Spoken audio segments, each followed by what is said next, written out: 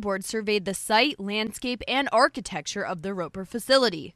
Roper St. Francis has been planning this facility for a while and intends for it to be a 3-story medical office facility at 512 Johnny Dodds Boulevard. This is an area in Mount Pleasant that we currently have a lot of primary care, but we don't have as much specialty care and some advanced imaging that we'd like to have in South Mount Pleasant.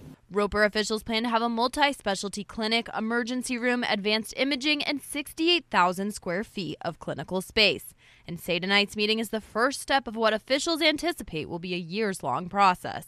Forward to a second round of design review board meetings, and then we'll go to the town council for final approval of the exterior look of the building. We got conceptual approval of the plan late last year from the town of Mount Pleasant, and then we think it's another 6 to 8 months of design and about 2 years of construction. So we're looking at hopefully the end of 2027 to be go live with the building.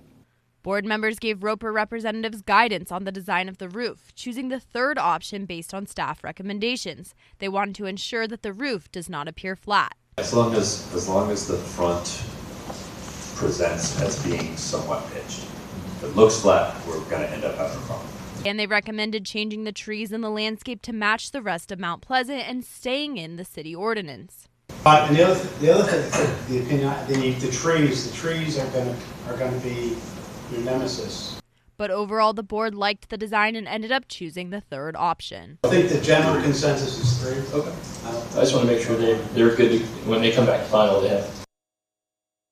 Tonight's review, the design will now go to a second round of the town's design review board for a vote before going to Mount Pleasant Town Council for final approval. In studio, I'm Emma Charles. Count on 2.